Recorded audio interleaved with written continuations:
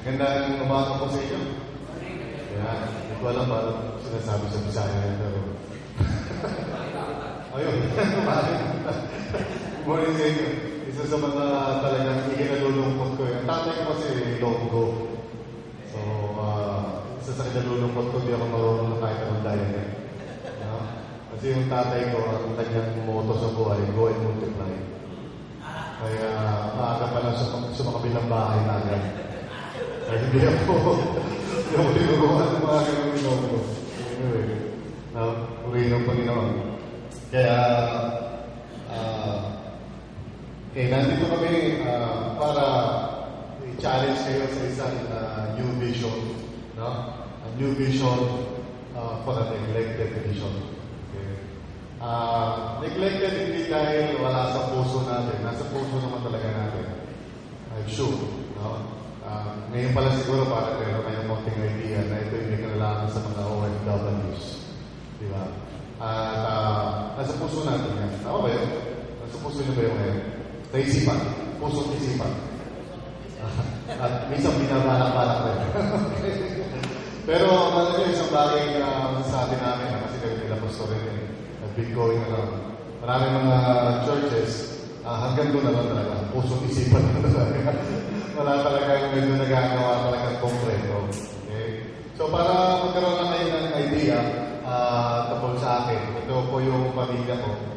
At sa taas ko, siyempre, yung aking magandang asawa, si Pastora Gina Taylor, na binigyan ko na po ng hearing dyan. Sabi ko, hindi ko pa rin kasi baka magising sa katotohanan, ma-realize niya na nagkamali siya ng pili sa akin. Hindi ko At yun po yung dalawang anak ko sa baba. Yung pangalan ko, si John David. At yung bunso ko naman na magpopulihe yun. Si John David po graduate na kasi. Siya isang multimedia expert. Okay? Talagang siya nag-design po sa akin sa mga multimedia. No? Yung bunso ko yung nasa kanan ay si Joseph Emmanuel ay magpapasok sa kolehiyo. No? At nakukuha ng psychology. Yung nasa gitna po ay nanay ko. She's 82 years old. At sa kanyang edad na 82 years old, siya ay nag-OFW for 24 years. 24 years. Ako po ay 55 years old. Alam mo, di halata. No? Okay na pagsabihan. Ako ay 55 years old. So, halos kalahati na aking buhay. Wala na sa piling namin. At maraming bagay na nangyari sa buhay ko na hindi siya kasama. No? Hindi niya naranasan, na-experience, na nasa abroad siya. Kasi sa mga sakripisyo ng mga nag-a-abroad. No? Nung dinala ko siya sa Dr. Lisa para magpa-check up, matanda na siya.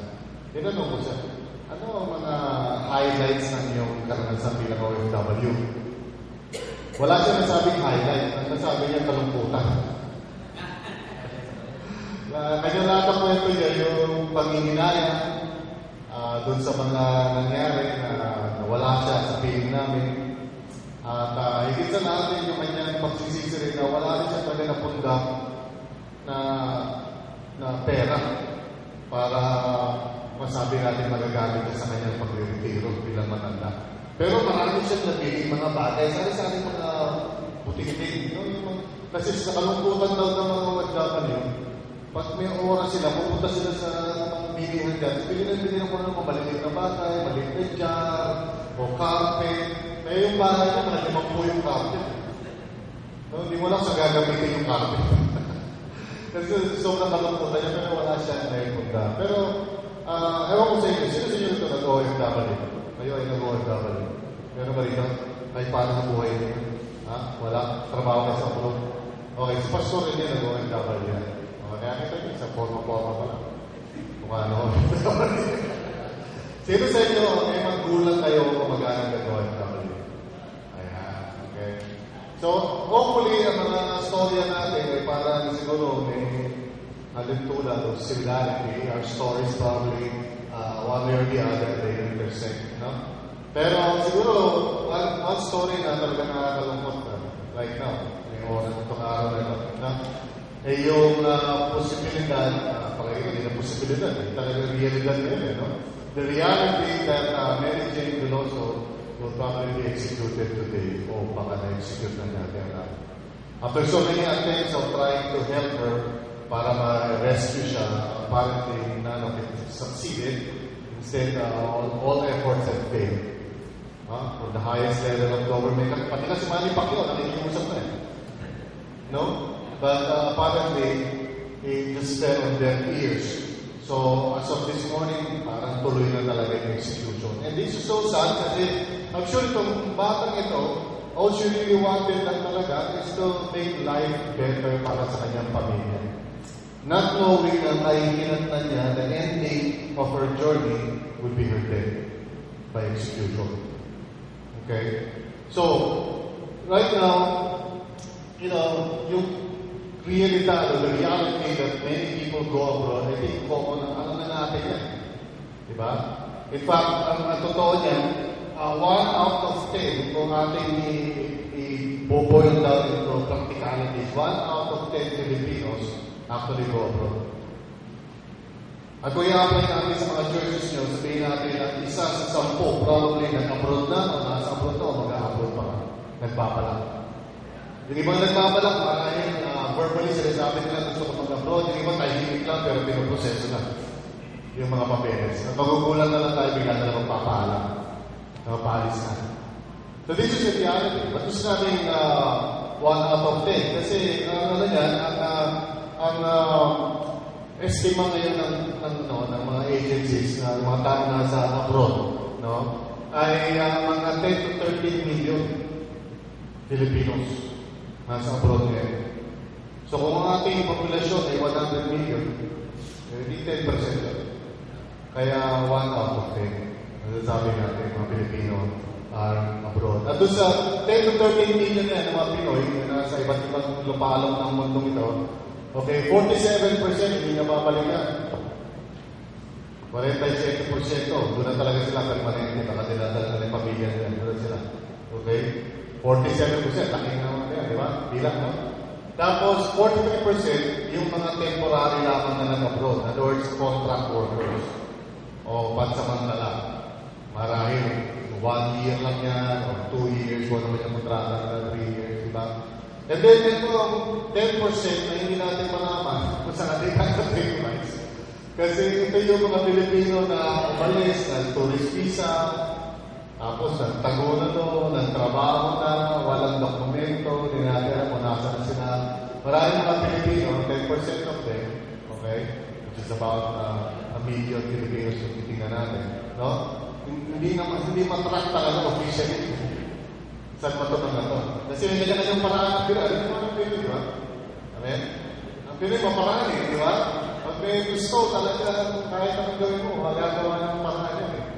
So maraming Pilipino ngayon, pag sinabi natin under the category of irregular overseas Filipinos. Overseas Filipinos includes lahat ng Filipinos na nasa abroad. Okay? Pag sinabi natin overseas Filipino workers, yun na natin mga contract workers, mga pansamantala. Pero tawag sa kanila ngayon OFW na. Hindi na yung overseas contract worker. No? Yan. Asa ng mga Pilipino? Sa lahat ng lupalok. Okay? Ito pinapakita ko sa inyo na yan, mga bansang yan. Yan lang yung top 10. Pero mas marami pa yan, mga bansa. Ito ka, magiging proud ka na eh, pag nagpunta ka sa ibang bansa. Gugulat ka, yung mga Pilipino kahit sa kapapunta. Parang mga mushroom. Parang mga kabuti. One time, I went to Guam. And then, nagugutom-gutom ko, pumunta ako sa isang parang kanina. So, English ako, sabi ko, madaling seta, may pagkain ka rin, magkano ba yung pagkain? Yan. Ba't tinagaanog ako na kausap ko? Sabi ka, bakit? Pilipino pala yun. So, talaga, sabi ko, pinahirapan pa ako mag-English. Naroon pala tayo very good Tagalog. So, sa lahat na lupalong natin ng Pilipino, they're everywhere. Okay? Nakikita mo yan, no? So, noong 2013, 2 million Filipinos na. 2 million. Ilan? So, ito ay hindi na natin parang, we cannot close our eyes to this reality. This is something that's going on right now. No? At nararamdaman na siguro natin sa ating mga constituents ng membership natin. Sino sa inyo dito, yung mga members nyo, may mga ilan na nag-abroad? Yung members. Okay? So, all of us, tayo siguro na parang nakaranas, ha? In our own church, Real Christian communities, several, have actually gone abroad, Some of them permanent na. So, kung ikaw ay pastor, parang nalulungkot ka, parang feeling you're losing some people, di ba? Sana nga lang, pagdating nila sa abroad, yung tayo kalimutan, yung tithes, padala pa rin, Paano wala kayong sense of humor? Aga pa kasi, hindi nila tatawa dito, sinabi ko. Okay. Sige. Now, ang tanong is this a blessing or a curse? Is this something that we should rejoice or something na parang we should cry about? It's a reality, it's happening. So, ang tanong natin dito, how do we take this? How do we approach it of reality with that? We can pretend, pero hindi ito tama lang. Kasi in practice, it's happening. No? And so, hindi tayo parang continue lang tayo, business as usual, kasi nangyayari itong bagay nito. So, ang mga Pilipino will continue to be a kind of worker na dinibigyan talaga. Probably, you can imagine bakit. Sa tingin nyo, bakit ang mga Pinoy talaga gusto ng mga foreigners na pumunta sa bansa na? Industrious Oo, di ba? Industrious, ano ba? Matalino. Matalino. Tulad natin. Hindi. Matalino. Yeah.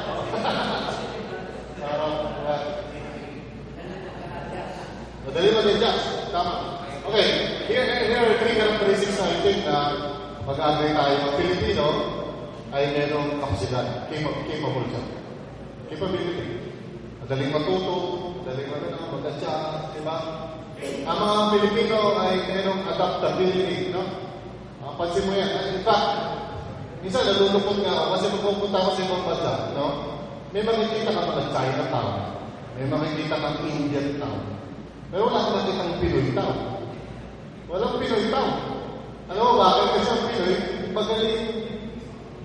Ano yan eh, sumama doon sa kultura ng kanyang pinuntahan.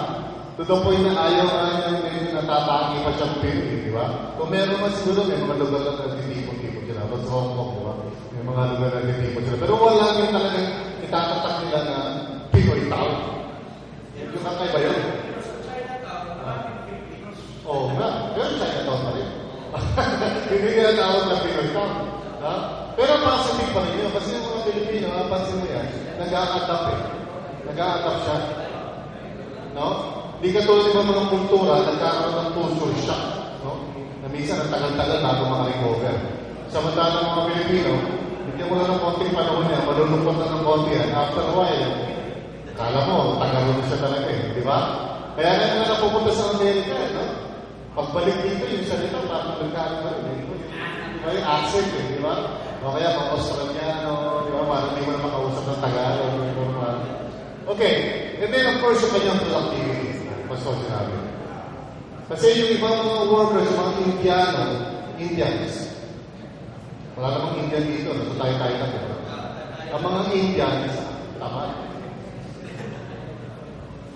Tapos, sweeting. Mautak. Mga Indians, mautak eh. They would only give what you pay them, not more.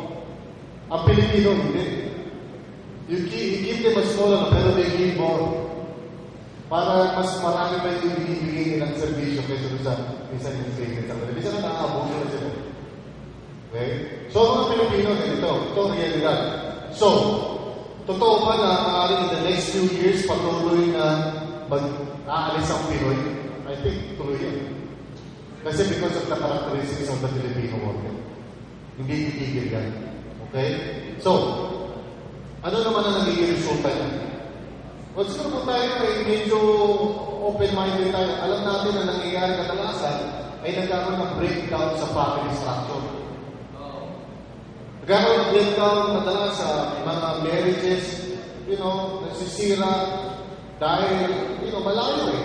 Siyempre, ang laki ng temptation. Maraming mga anak ng OFW sa papareho na. Would you agree? Maraming ganyan. Napupunta sa drugs, Pag-uwi ng OFW, gugulat na lang siya, sira na yung pamilya niya.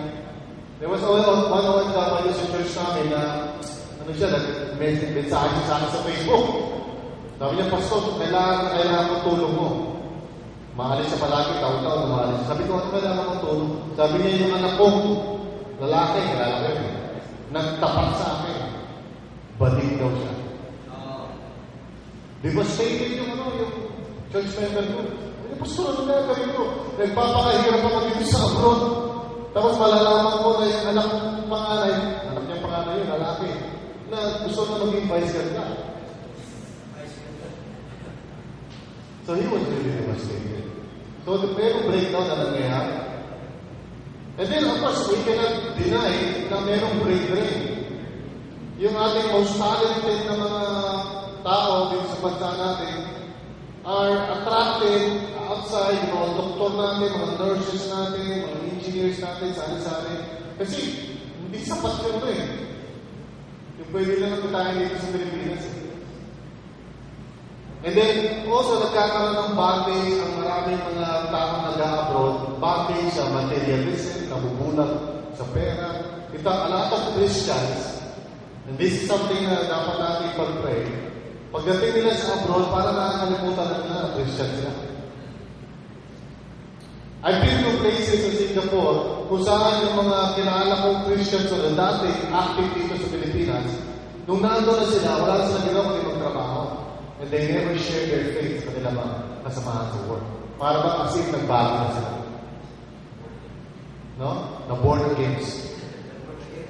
Na-born against na. So, it's really quite sad. So, is it a blessing or a curse? No? Sabi nila, it's more fun in the Philippines. Agree ba kayo? Yes. It depends. Kasi sa marami mga Pilipino, hindi fun ang Philippines. In fact, napakahirap ang buhay. Kaya siguro, marami sa kanila, hindi na talaga, mapigilan na isipin na baka naman meron taong kikitain sa labas na mas malaki. So many Filipinos continue to be tempted to consider na siguro mag-a-abroad talaga ako. Even though in spite of the fact na maraming posibleng consequences sa pamilya nila o ano man, di ba? Iniisip nila, sapa ka naman, I'm willing to risk everything for the sake of my family. Okay? Of course, hindi na siguro fully naiintindihan kung gaano kalaki yung mga consequences niya. No? Especially pag maliliit pa yung mga anak nila. Kaya pag uwi nila, magugulat na lang sila nung nalipasan na sila ng yung crucial na formation stage ng mga anak nila. Yan nila naadapan na. Pagdating nila, lalaki na ng mga anak nila. Diba? So, hindi mo nagbabalik yun. There's no way that you can go back and you can turn the clock backward at the beginning. Ulitin natin ito. Huwag ka muna maging 12 years old. Pwede ba 5 years old ka muna ulit? The fact is, 12 years old na siya. And that child grew up, most likely, hindi niya nakikilala yung father or mother. Tapos pagbalik ng magulang, parang pinatry ng bumawi. It's too late. Okay. Nevertheless, maganda itong sinabi ng isang tao na si Joel Copino. Sabi niya, everything in our lives, without exception, is either a blessing or a blessing in disguise. Alam niyo po ba yung sabihin ng blessing in disguise? Ha? Sino taas ang mic? Nanitigyan mo yung blessing in disguise niya. Ano yung sabihin niya? Wala? Walang isa nakakainig. Isa lang natin sa likod. Ha? How many of you nanitigyan niya? Bawal pa rin yung spaghetti magtaas. Okay lang. Gusto ko lang malaman. Survey lang. Ilan sa inyo naiintindihan yung blessing in disguise? So, yung pangungusap na blessing in disguise. So, yung ba yung blessing in disguise, hindi sabihin, blessing talaga, hindi mo lang na nakikita na blessing yung umpisa. Akala mo lang ang problema. Pero pag ito ay, inisip-isip mo at kinonsipin mo, actually it could be a blessing. So kami, sa Global Filipino Movement, we believe na maraming problema ang nagiging resulta ng pag-alis ng mga Pilipino, we believe it's a blessing in disguise. At nandito kami to challenge you na maging ganoon din ang inyong pagtuloy sa sitwasyon nito. The Global Filipino Movement is a non-government organization na pinutak ng mga tao na nakakaintindihan na maunawa na pwede natin i-turn around itong sitwasyon na ito. So that instead of parang cursing, bakit kami kailangan pa umalis sa mga tao?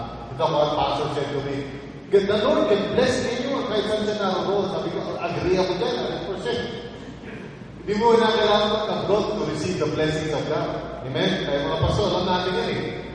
Kaya lang yung realidad yan, sa mga membro natin, isang mahirap nilang tanggapin. Kahit na totoo eh.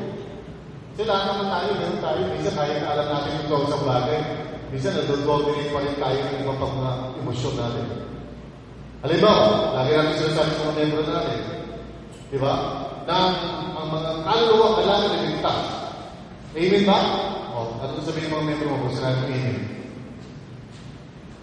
Ha? Hindi amen yun. Sasabihin ko na amen, di ba?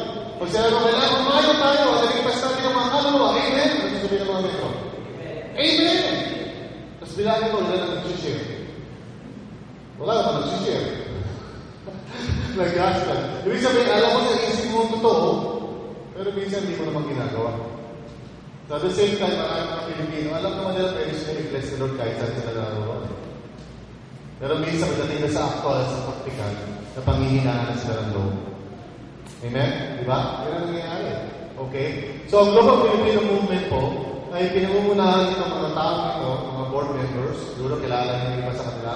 Una-una na si Bishop Efraim Tindero, na dating PCEC, di ba, head, na ngayon siya ay na-promote na sa World Evangelical Fellowship or Alliance, si called, di ba? So siya ngayon ay nasa nag-opisina na sa New York.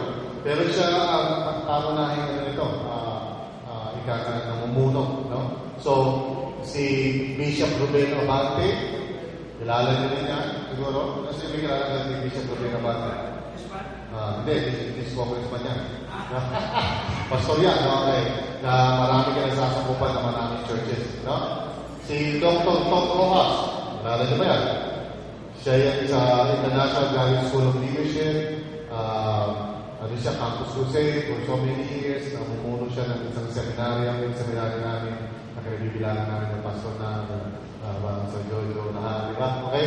Tapos si San Alan Roas, may-ari ng State Land. Okay?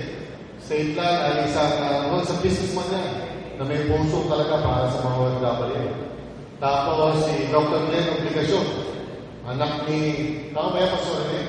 Anak ni Oscar Obligacion, yung artista. No? So si Dr. Glenn Obligacion ay siya ang namumuno sa CCF magnification niya. Ako di ako nagkakamali. Si Ben Newson, kami rin know Ben Newson, may-ari ng The Generics Pharmacy. Okay? The Generics Pharmacy. Tapos sila Bishop Manny Carlos, Bishop ng Victory Christian Fellowship, na merong isang kapero all over Philippines, sa abroad. Tapos si Dr. Larry Pagliona ng Victory Christian Fellowship. So, ito yung mga leaders na nag-isip at nagbuo ng Global Filipino Movement. Okay?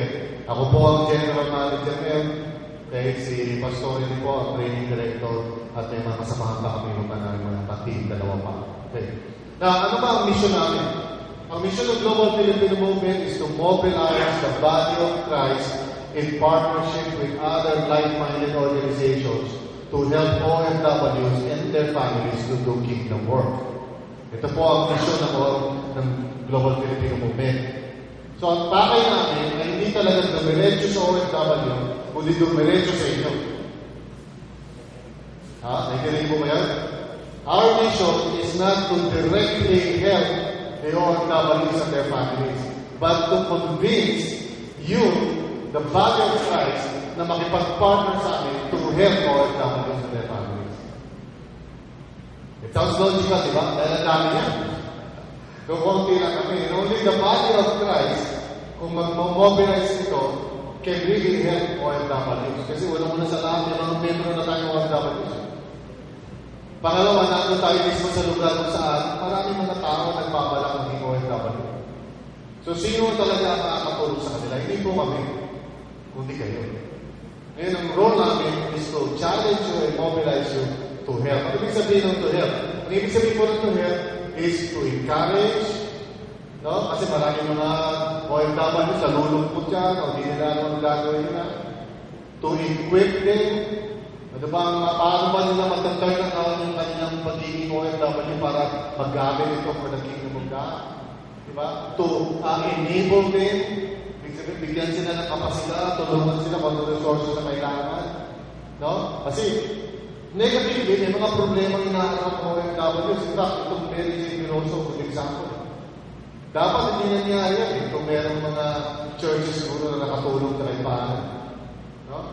Now, hindi lang naman negatibo, kundi positibo din, kailangan tingnan natin, i-maximize mo. Nasa abroad ka na rin naman, i-maximize mo yan. Diba? So yan, kaya and then to empower them. So ang role ng mga churches po ay somehow supportahan ang mga OFWs, hindi yung pag-iupilit sila sa pulpito. Hindi yung parang sa kanila na parang nakakahiya kayo, nag-a-upload pa kayo. So hindi nakakatulog sa kanila yun. Kailangan ma-encourage natin sila na sabi, kasama nyo kami, kabalikan nyo kami, katulong nyo kami, ready kami sumaklono sa mga kailangan nyo sa buhay. Amen?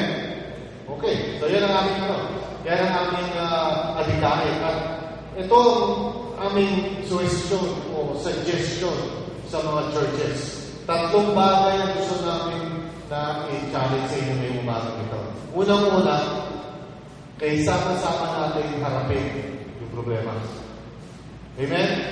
Let's all face the issue. Okay? Pangalawa, let's find ways. Maghanap tayo ng paraan to maximize yung realidad na ito. And then, pangatlo, which is our main intention at kami nagpunta dito sa Audiencio, is to challenge you to form GFCs. At ano yung GFC? Global Filipino Centers sa inyong mga churches. So, isa-isay natin yan. Okay?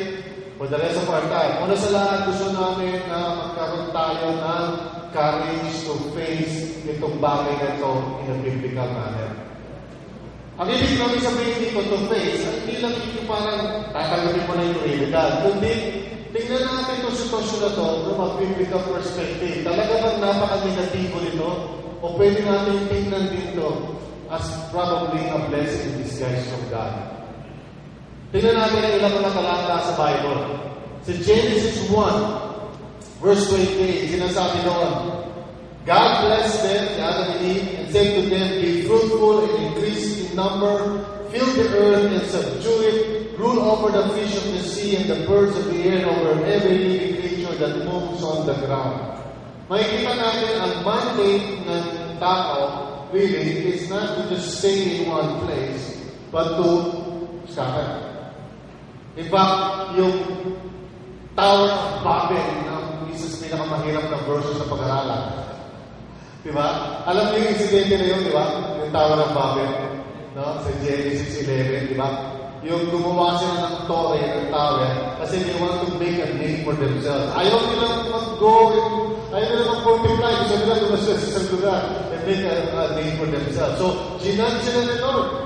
Iniba-iba yung kanilang lingwahe para lang sila kumahalan sa iba-ibang lugar. Could it be na minsan God has to do something drastic para fulfill yung purpose niya? We need to think about that. Now, another verse out of Genesis 12:1, the Lord said to Abraham, go from your country, yung Ur, and then your people and your father's household to the land I will show you. So sabi ng Panginoon niya Abraham lang, di ba siya Abraham, di ba? Sabi niya, ayoko na dito ka lang. I want you to go to another place. So, ano yung pinanggalingan niya? Yung Ur. Kung saan doon na makilaan ka mga dinuno niya doon. Ano ang kanyang pinaka-roots eh?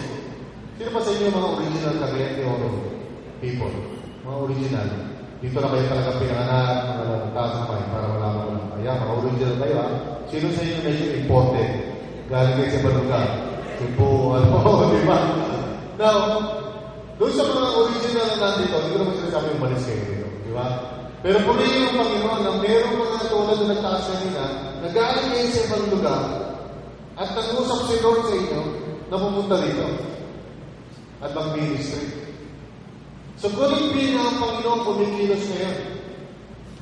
No? Such a way na ang mga tao ngayon na ginagala niya sa iba't ibang lugar na siguro sa isip nila, hindi naman lang talaga na pupuntahan yung lugar na yun, pero dahil sa pangangailangan, pupunta na kayo sila doon. Is it possible na God may be orchestrating ito mga bagay nila? Sabi sa Genesis 15, yung kaso ni Joseph. But Joseph said to them, don't be afraid, am I in the place of God? And then sabi niya, you intended to harm me, but God intended it for good to accomplish what is now being done, the saving of many lives. Now, pamilya naman tayo sa story ni Joseph. Alam naman natin na si Joseph na nangarap na everything, pero nagkaroon ng problema kasi mga kapatid niya pinagkaisahan siya. So kung titignan mo yung story ni Joseph, parang ang dami mga negatibo nangyari sa buhay niya. At sa napadpad na siya sa Egypt. So siguro wala sa puso niya na pumunta ng Egypt. Nakaya ba yun? Siguro hindi kasama sa plano niya na pumunta siya sa Egypt. Pero hindi na siya ni Lord sa Egypt. At anong sabi niya ng bandang huli nung naisip-isipan niya ng mga pangyayari? But God intended it for good. Could it be na yung pagpunta ng mga kasamahan natin, na kababayan natin sa ibang bansa, could it be na God intends it for good? At hindi lang bansa masama o pangit? Naalam ko parang hindi masaya sa hindi tayo masaya rin o worship leader natin. Kunyari yung talento na biglang pumunta ng abroad. Siyempre parang nakikapilayan sa atin. Parang, sino na mag-worship leader? Kaya tayo mga basta parang hihinayang tayo. Pero kung isipin natin yung mas malawak at mas, malapad pa na wisdom ni Lord, could it be na it is for good na resultato? So ito yung challenge ko sa inyo. Huwag lang natin isipin negative na bakit ba ito mga kababayan natin umaalis. Isipin natin, maybe God is behind all of this. Amen? I-consider naman na maybe God is working. Hindi natin gusto silang umalis, pero pinaalis sila dito. Another verse na gusto kong i-consider natin sa Exodus chapter 3. So I have come down to rescue them from the hand of the Egyptians and to bring them up out of the land of that land into a good and spacious land, a land flowing with milk and honey, the home of the Canaanites, Hittites, Amorites, Perizzites, Hivites, and Jebusites, mosquito bites, land of the Canaanites. In other words, alis na sa Lord sa Egypt kung saan ilang generasyon na sila doon. Di ba? Ilang 400 years na nandun sila. So lahat ng kanilang mga anak, nandun na lahat lumaki. Aalis sila ni Lord doon. Kaya nga, isa sa mga naging problema doon sa wilderness, yung constant ng reklamo, balik na lang kami sa Egypt. Kasi doon makikita na doon na talaga yung kanilang ugat sa Egypt Pero sabi ng Panginoon, hindi, dadalhin ko kayo sa ibang lugar. Buti sana kung sinabi nila na dadalhin ko kayo doon sa magandang beach, sa Coron, Palawan, dadalhin ko kayo sa isang magandang isla, sa Davao, na punong-puno ng mga prutas. Hindi, sabi niya, dadalhin ko kayo sa isang lugar na puro mga Canaanites, Hittites, at sari-sari mga mosquito bites. Di ba? Ikaw ba, papasalamat ka ba, no? Parang ikaw ba, sandali, pupunta ako sa lugar. Tapos makikibaka pa sila, magandang nila, no? Diba? Makikipaglaban pa sila. So, ano ba ang punto ko dito sa mga verses na ito? Tayo mga pastor, huwag tayo masyado maging negatibo. How can we face this issue kung di natin titignan biblically na baka God is also behind all of this? Okay?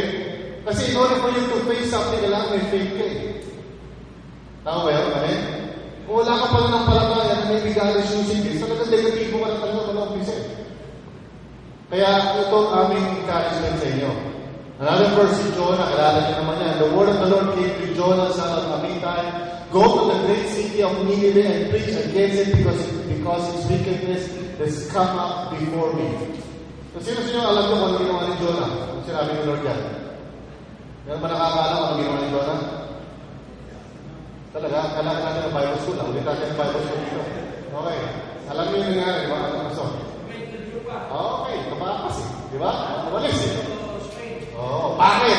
Kasi yung Nineveh, isang lugar yan na hindi pupuntahan kahit sinong Hudyo yan. Kasi ang Nineveh ay isa sa pinakamatinding kaaway ng Israel. ang mga premier na ginagawa ng Nineveh ng mga panahon na yun, ang isa lang ang panalangin ng isang Hudyo, wasakin mo yung Nineveh, Lord. Para ngayon, mapuntahin kayo sa ISIS, sa lugar ng ISIS. Diba? Isipin mo na, Lord, hindi, parusahan mo yung mga ISIS yan. Ba't ako pupunta dyan? Siguro, pag tayo pinagpunta nila sa mga lugar ng ISIS, parang tayo yung zona. Pupunta tayo sa kapila, sa Singapore. Hindi tayo pupunta sa lugar ng ISIS, di ba? Yeah, ganun ang ginawa rin doon eh. No? Sa John 20, ano sabi na natin Panginoon? Again, Jesus said, peace be with you, as the Father has sent me, I am sending you. Interestingly, yung unang sent, yung sent ni Dan, ay yung salitang madalas sinatranslate na sa English ng apostle. So si Jesus is an apostle, sent out. Pero yung pangalawang yung pangalawang verb, yung sending you, it's a more forceful kind of sending. Kumbaga, hindi ito yung parang send na, baka may prayer pa, gano'n. Ito yung sending na halos may puwersa na nakasama. Kaya sabi ni Jesus sa mga apostles niya, I'm sending you. Di ba, totoo nga yan yung mga apostles, ayaw na umalis sa Jerusalem eh.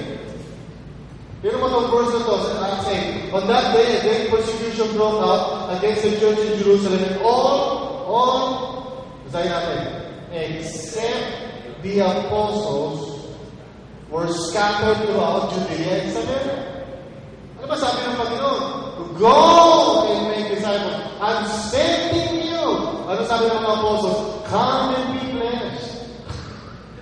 Dito tayo sa church namin sa Jerusalem. Punta kayo dito. Sabi ng go. Sagot ng mga apostles, come. Yung maganda kang programa dito kayo. Okay? So you see, sometimes the Lord has to force people to go. So isipin natin, could it be that God is behind the diaspora, tinatawag ng diaspora, yung the people of God being scattered in different places? So itong challenge natin, let's face this, harapin natin ito, with faith. Kasi baka the Lord is actually telling us na it's time na lumabas tayo sa apat na pader ng ating mga churches. And think more globally, ikana. No? Sabi si James 1:1, to the 12 tribes scattered among the nations. So alam ni James na mga mananampalataya ngayon nasa iba't ibang lugar na, and he acknowledges that as being part of the body of Christ.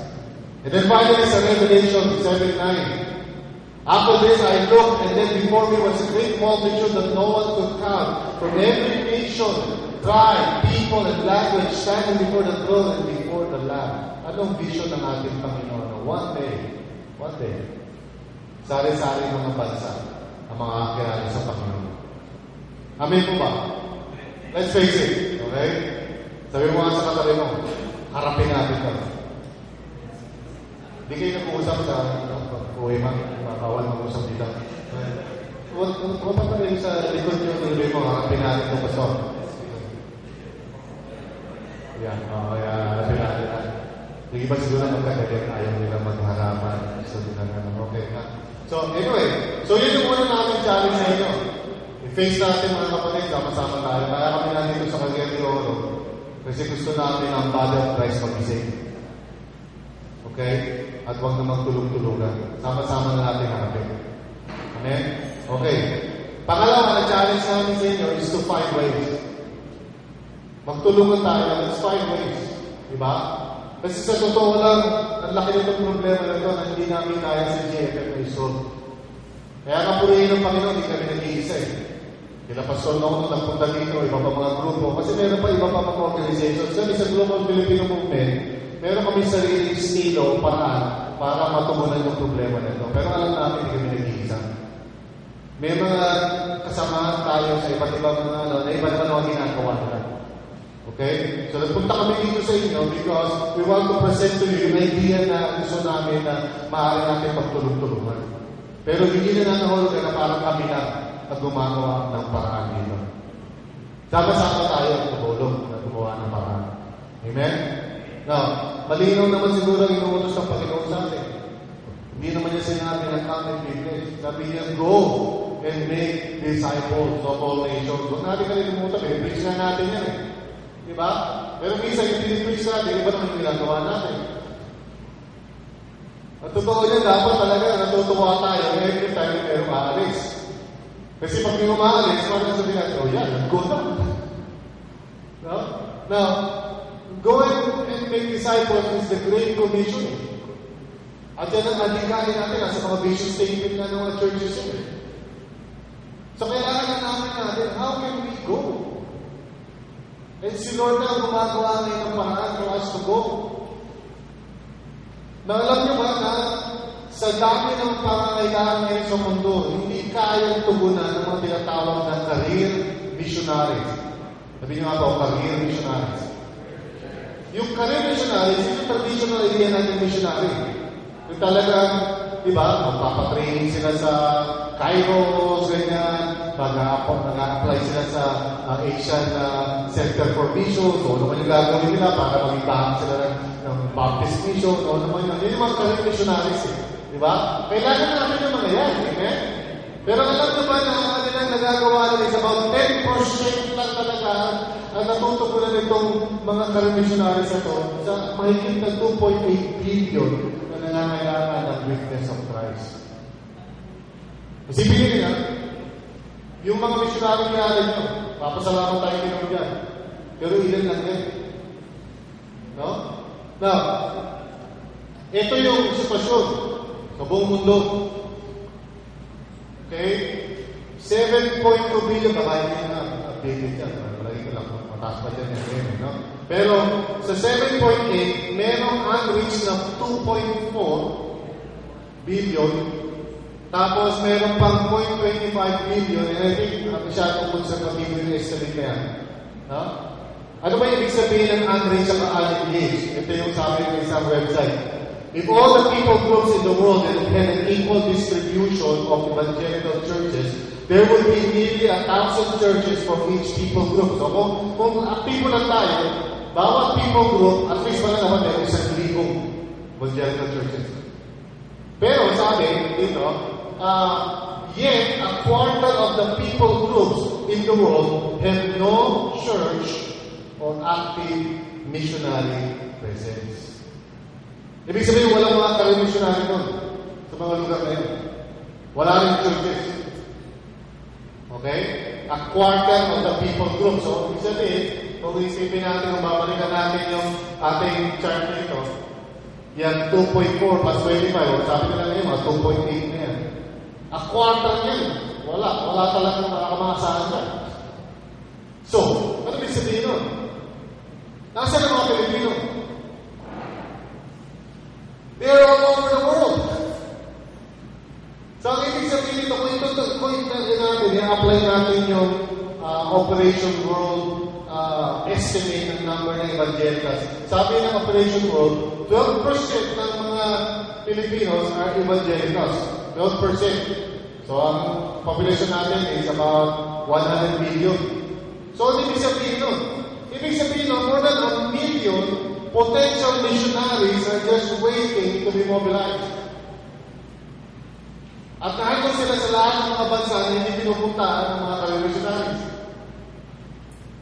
So, kailangan natin ng career missionary, kailangan natin ng mga tao na sasabi gusto kong maging missionary doctor, missionary ganyan. Okay, kailangan natin yan. Yung mga career missionaries na yan.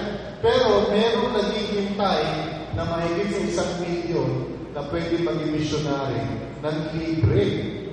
Walang gasto sa atin. Ang nagbayad sa kanila yung mga kumpanya.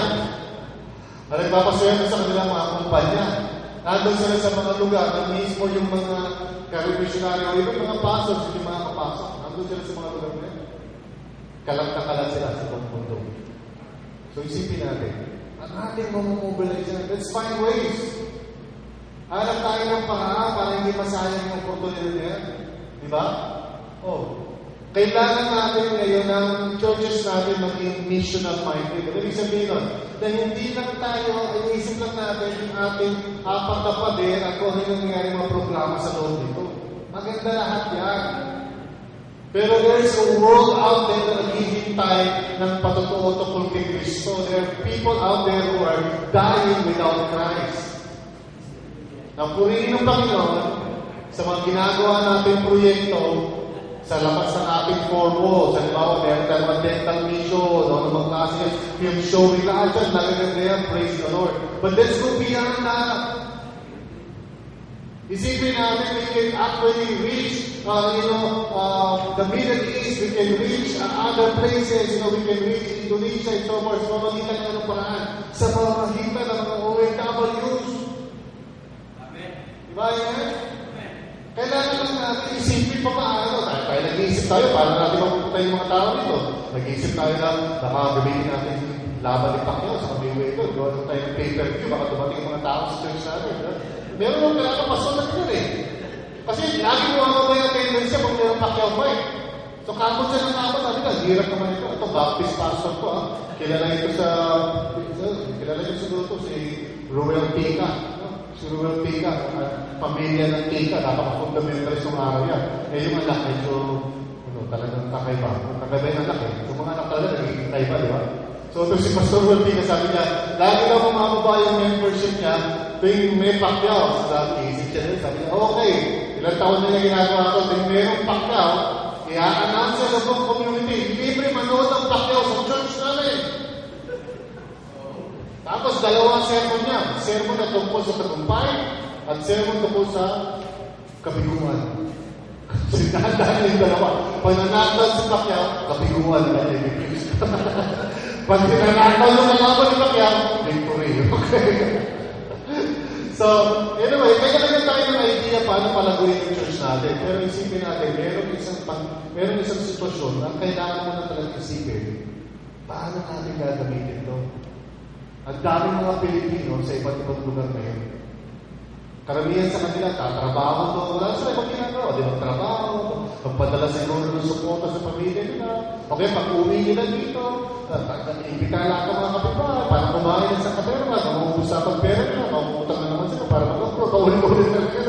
Wala sila naiisip pa na ibang pang bagay. Tayo mo sa churches ang dapat maglagay sa pusong isipan nila na itong bagay na nangyayari sa buhay nila ay isang blessing in disguise.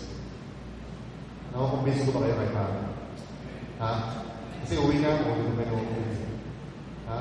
Dapat natin isipin talaga ito. Kasi sa totoo lang, posible na OFW ay hindi na natin itatranslate ng overseas Filipino workers kundi outstanding Filipino witnesses for Christ. Posible yan. Amen? Kung magtutulong-tulong tayo, wala imposible sa Diyos. Amen? Yan. So, narating tayo na dito sa pinakamungkami natin. Gusto namin i-challenge kayo na mag-form ng Global Filipino Centers sa inyong mga churches. Napapaliwanag ko ngayon ano yan. Ano ba ang Global Filipino Center? Unang-una, it is a place, isang lugar. Kasi sa totoo lang, pag ako ay OFW, maaaring magpayo ka sa akin na magpayo at magagawin ko. Pero saan ako pupunta? Maganda na meron ako ng church na natin, Global Filipino Center, handang tumulong sa OFW at mga pamilya nito.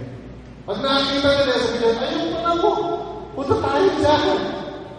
Kailangan natin ang aktual na lugar. Amen? Hindi lang talaga puro usap-usap. Siguro yung mga narinig natin namin ng mga tungkol dito sa bagay nito, puro usap-usap eh. Puro tungkol sa, oy, tulungan natin ang OFW, oy, ganyan. Tayo naman, oo nga, ano yun natin? Hindi ko alam, basta tulungan natin sila.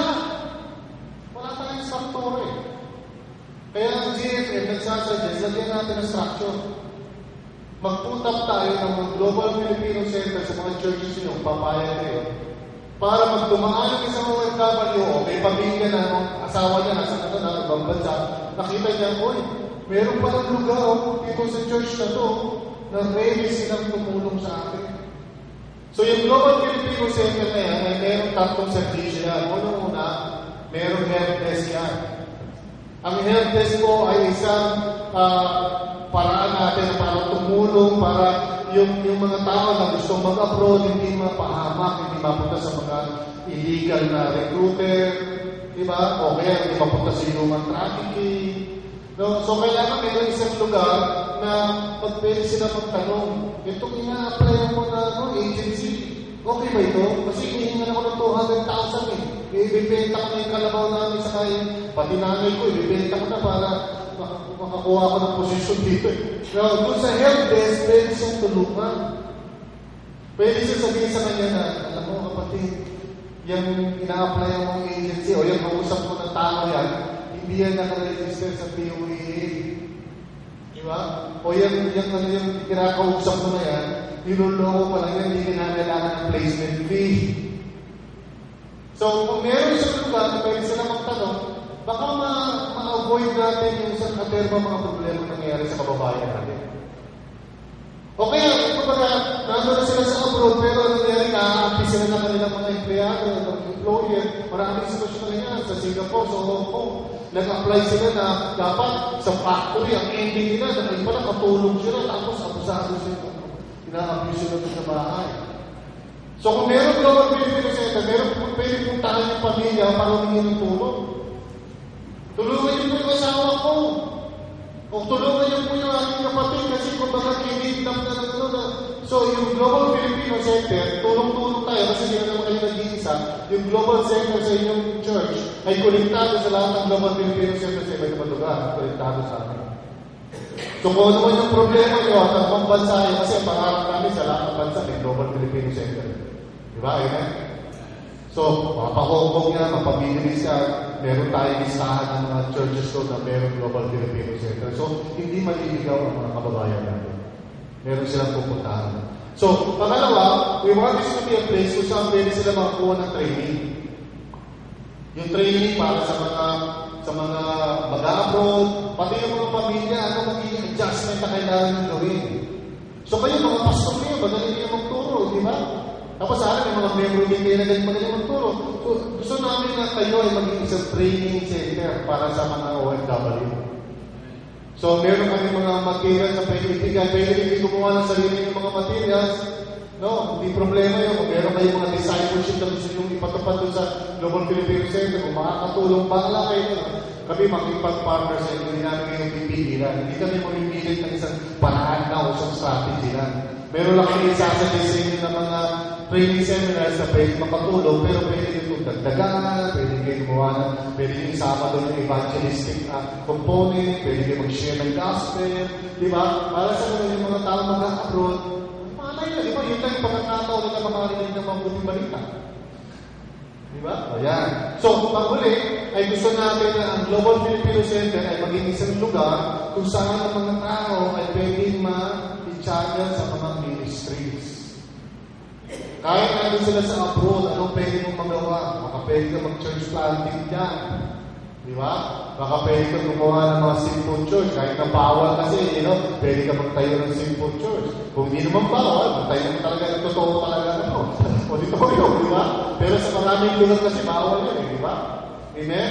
So, pwede mo lang talaga magawa to create a network of simple churches. Yeah, pwede namin kayo matulungan sa mga bagay na. So, sa madaling salita, yung Global Filipino Center ay isang lugar kung saan pwede mangyari itong tatlong bagay na ito. Gets you ba? Naintindihan nyo? Okay. So, ano magiging advantage sa inyo yan? Kayo pumayag kayo magkaroon ng Global Filipino Center sa church nyo. Maunang-una sa lahat. Pwede magkaroon kayo ng outreach talaga sa mga OFW. Sa legitimong paraan to reach out sa mga OFW. Sa may paraan pa kayo kasi konektado kayo sa amin. Di ba? So, ang Global Filipino Movement ay recognize ang POEA and other government agencies, and we're working toward full accreditation sa lahat ng mga iba't ibang may kinalaman sa OFW. So, kukunik kayo sa network na yun. Okay? Tapos, you will be able to reach out to unreached people groups, no? Reach out to ibang people groups. You can reach more people for Christ. Diba? Exciting yan.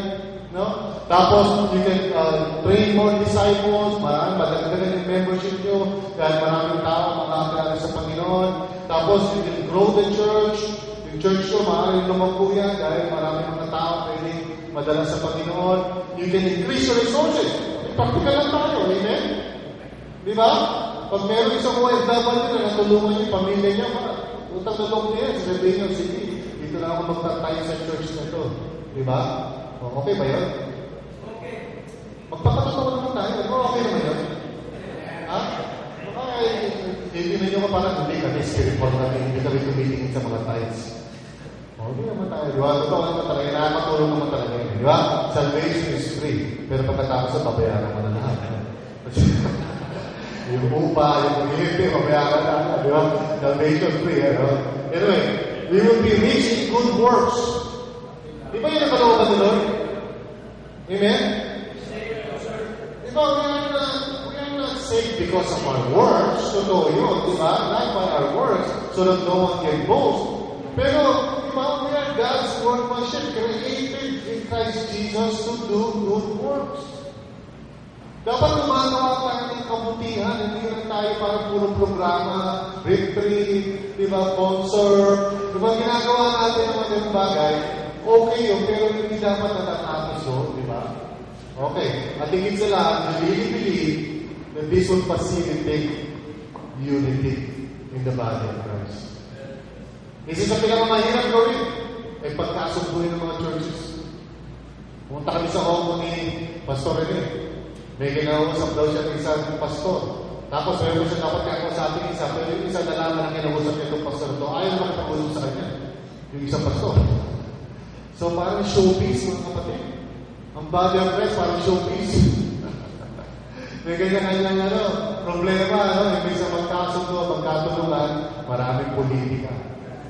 Pero sa pamamagitan ng Global Filipino Centers, pwede tayo magkatulungan.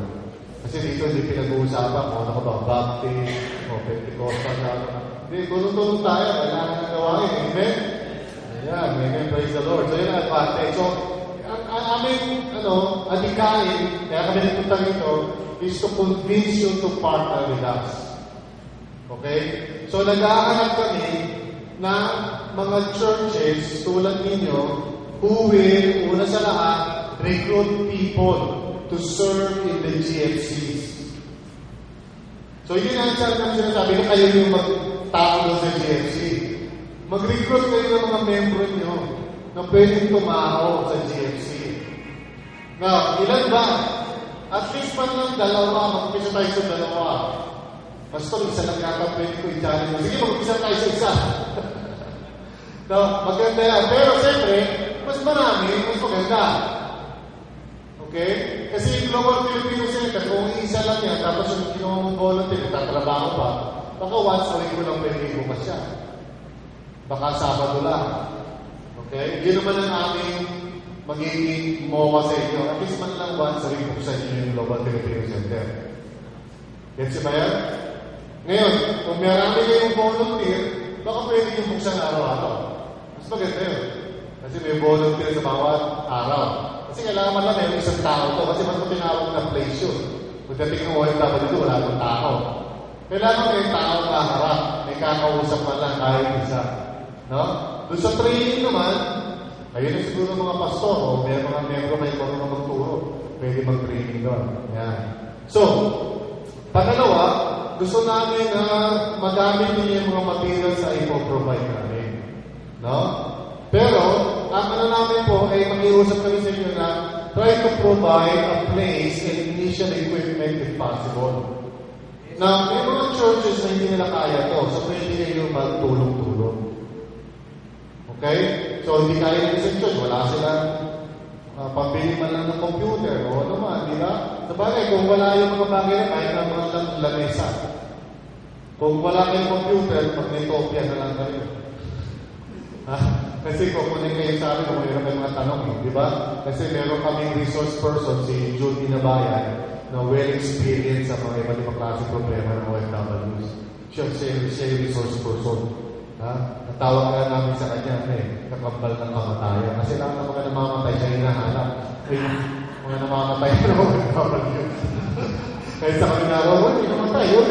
So, lalayo kami sa'yo, ikaw pala yun. Kinakontak lang na tao. Sabi naman. Okay. So, anong hinihiling namin sa inyo? Na ipatakbuhin niyo yung Global Filipino Center, maglagay mo na kayo isang lamesa. Kung posible, magdagdag kayo ng telepono, praise the Lord. Para may kayo tawagan ng OFW. Diba?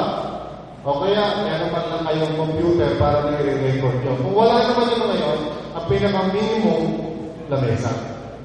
Yes po, Pastor. Sa sitwasyon ni Piloso ngayon, meron ba tayong ginawa? Wala pa nga po, ngayon pa lang po tayo nag-mobilize. Too late na hero tayo, pero better late than never. Ano ang gagawin natin? Hintayin sila magpunta sa atin o tayo, kung alam natin ang problema, tayo magpunta sa kanila? Magandang tanong po yun. Pareho po. Pareho po yun. Kung may mga kailangan tayo ng OFW, hilahin natin pumunta na sa Global Filipino Center para matulungan natin sila. Diba? Magre-register sila ng pangalan nila. Kasi may tinatawag po ng case workers na yung tinatawag na help desk profile. Pag pumunta sila sa Global Filipino Center, i-fill up sila doon kung ano yung sitwasyon nila. Kasi ipoproseso natin, ilalagay natin sa record siya para matulungan sila. So, ano ba? Pero nangyari, Mary Kay Piloso, nagawa natin ang mga. Kaya sana, bago pa dumating sa ganung sitwasyon, naagapan. Ganda ito. Ay po ngayon ang sitwasyon ko ito. Napakarami po yan. Okay? So, tuloy tayo. So, yun ang hihiling namin sa inyo. Okay? Una, mag-recruit kayo ng mga tao. Pangalawa, gamitin niyo po yung aming mga bibigay sa inyo mga materials o resources. Tapos, ang pangatlo po, makipag-network po kayo sa amin at sa iba't iba pang mga like-minded organizations, halimbawa po yung LGU o local government unit. Kasi po, mandated talaga gobyerno ng putak na help desk. So, hindi lahat po ng munisipyo may help desk. Pero nasa batas po yan. Okay? So, kinakailangan kayo, tutulungan namin kayo ng pakipanaya sa local government o sa munisipyo para sabihin sa kanila na kami po ay Global Filipino movement at kailangan po namin ang tulong ninyo. Now, mayroong mga munisipyo tutulong agad. Pero mayroong mga munisipyo nagbibigay-bigyan. Okay? Ang papel ng NGO na tulad natin ay hindi pumayag na basta-basta gano'n na lang. Gagawa po tayo ng ating Global Filipino Center. Kung ayaw gawin ng gobyerno na nilang tungkulin, ang mga churches gagawa ng paraan. Amen? Pero siyempre, inaasahan natin talaga yung gobyerno. Ang totoo niya, maraming benepisyo ang OFW, hindi alam ng OFW. Ang dami ng benepisyo. Okay? Kaya gusto natin gawin, meron tayong center para matrain natin yung mga mag-a-approach natin. Alam ba na pwede magkaroon ng scholarship ang anak mo? Hindi niya alam yun. Diba? Alam mo ba yung mga binabayad mo sa OWA ay pwede gamitin para sa scholarship ng anak mo? Alam mo ba na meron kang pwede makuha? Maraming mga bagay, hindi na alam eh. Ha? Amen? So kung may Global Filipino Center sa church nyo, meron ng lugar na pwede puntahan sa mga OFW o yung gusto ng OFW. Kasi totoo no, basta ikaw ay umpisa ng proseso, OFW ka na eh. Kahit hindi ka pa nag-a-upload. Okay? Kahit hindi ka pa umaalis, natego nila sa'yo OFW. Okay, yung nilalakad mo na yung papeles. Okay, so yun yung uusap namin. Pag-uusap namin sa inyo. In return, kami po, ito ang aming pangako. Unang-una, we will help you put up and run the GFC. Magkakaroon po tayo, meron po tayong Facebook group kung saan lahat po ng Global Filipino Centers natin, yung mga volunteers, gusto natin maging member ng Facebook group. Para pwede po tayo mag-communicate. Eh, kung wala pa tayong Facebook, isang malaking yun, problema, pero hindi naman pwede masolusyonin yun, di ba? Kasi may mga pastor galit sa Facebook. Di ba? So, kami po sa PGA, hindi kami galit sa Facebook. Kasi para sa amin, pwede magamit siya sa ministry. Okay? Yan. May mga pastor, takot sila sa email, ayaw nilang mag-text, baka gamitin ng Diablo. Okay? So, yung mga gano'n. Pero, sana magkaroon tayo ng parang para magkontakta tayo. Kahit malalayo kami. Kasi yun, biyahe dito. Di ba? Sa lugar nyo. So, una, tutulungan namin kayo. Pangalawa, i-equip namin yung mga volunteers nyo. Ngayon, nandito kami, di ba? Sa kaya. Kung interesado kayo magkaroon ng Global Filipino Center, habang nandito kami ni Pastor Rene, pwede kami mag-train ng volunteers. Aalis kami sa 30, okay? April 30. Magkala kami ni Pastor na. Salamat po, Pastor na. Okay? So, between now and April 30, kung willing kayo, pwede tayo mag-schedule ng isang training para sa mga volunteers para maumpisahan na ang Global Filipino Center. Hindi kayo ang inaasahan namin tatao sa Global Filipino Center. Kasi marami na kayong ginagawa eh. ang hinihiling namin, magbigay kayo ng volunteers, i-train namin. Kayo lang ang papatakbo, siyempre.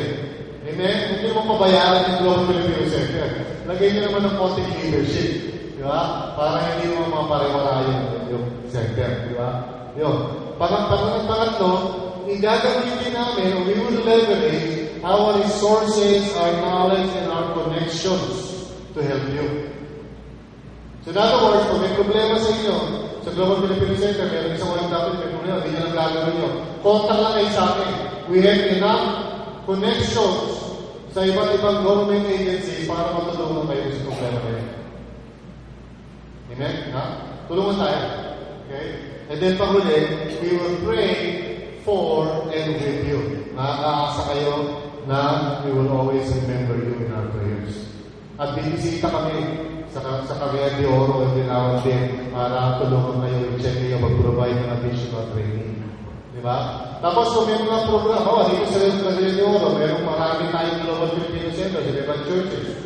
Pwede tayo magkaroon ng once a year na mga aktibo, like, yung OFW family camp, no? Pwede natin gawin yung parang sa gano'n, yung mga pamilya, magandang pagkakataon nyo para matulungan sila, ma-encourage sila. Tapos sa mga pastor, you provide teaching and preaching and equipping para encourage sila. Amen ba? So, ang laki ng mga posibilidad dyan. Hindi po. Yun po panahon na nandito kami. Hindi namin alam kung kailan kayo willing na magkaroon ng training. Kahit bukas, kahit mamaya. Habang nandito kami, at 30 kami aalis. Huwag nyo naman sabihin na yung tipong at 30 na napapasakit naman sa plano. Saka yung sasabihin mag-training tayo. Wala na magagawa. So, pinaka-best po, bukas, kailan ba yung 30? Thursday. So, bukas na yung pinaka-best. Kung wala dito yung membro nyo, bukas. Kung nandito na yung mga membro nyo, kahit mamaya. Hapon. Kasi, sorry na eh, nakag-train yan ng mga oras. Ilang oras pa sila kayo na hapon para mag-train sila?